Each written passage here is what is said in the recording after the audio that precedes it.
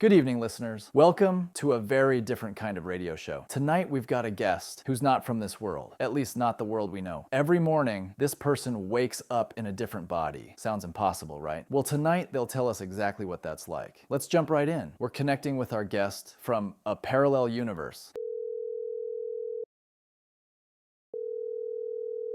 Hello, can you hear us? Hello, can you hear my voice? Hi there, we can hear you loud and clear. Welcome to the show. Hey, thanks for having me. Waking up in a different body every single day.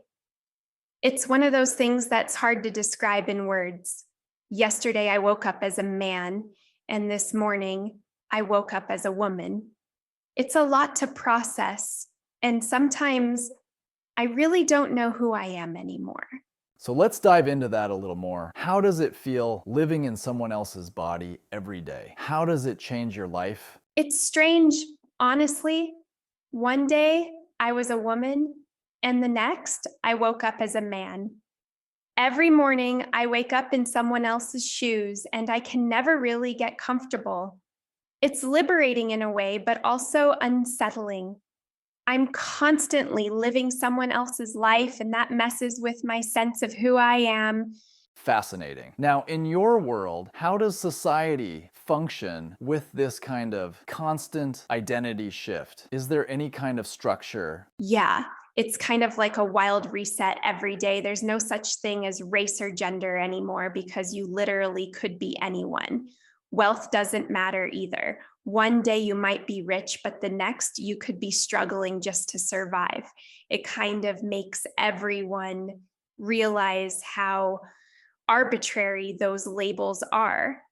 But at the same time, there's this shared understanding of humanity because we've all been in each other's shoes.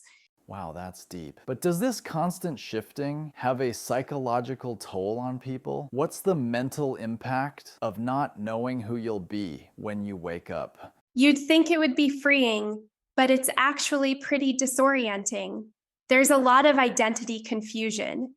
Imagine looking in the mirror and not recognizing the person staring back at you because it's not really you. Sometimes I wake up and I don't even know who I am. Who am I really? Am I just the body I wake up in each day? It's tough. That's a powerful thought. So, is there freedom in losing your identity like this, or is it a kind of prison? I think it's both.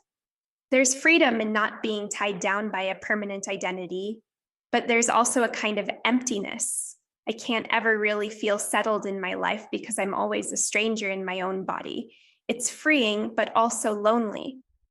Love, loyalty, those things don't really exist in the same way anymore because nothing lasts.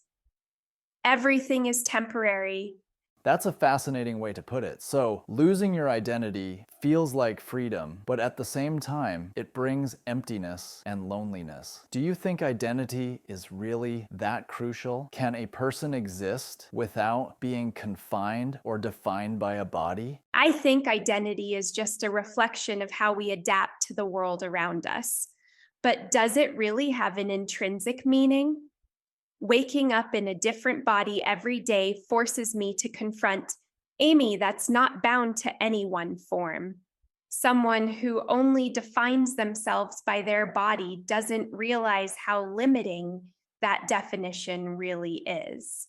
Exactly. A person's identity is shaped by how they respond to the world around them. But when bodies change, does the mind or the soul's identity change as well? Which part of us is truly us? Or perhaps what defines us is the experiences we go through, the lives we live. The body changes, but does our inner self or the life we've experienced change? I call this the body space connection.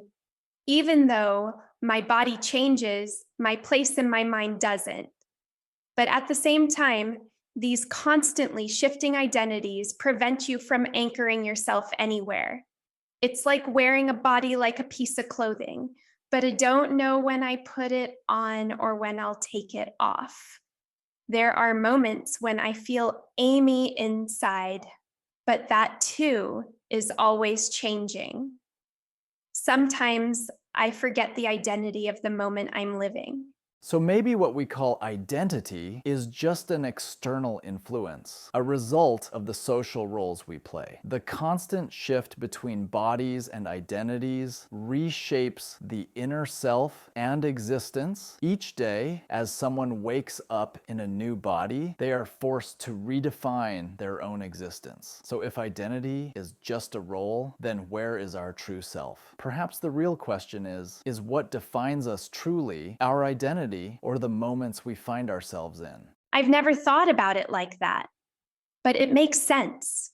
The fluidity of identity reflects different facets of who we are inside.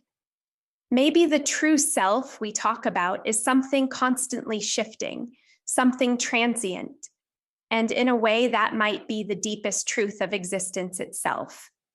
Change. These are profound thoughts. So do you think these temporary identities and body changes have a greater meaning? Or is it just some kind of evolutionary experience? How independent can we be from our identities? In our world, identities are usually fixed. But in your world, waking up in a different body every day breaks that fixedness. I think it's all an experience.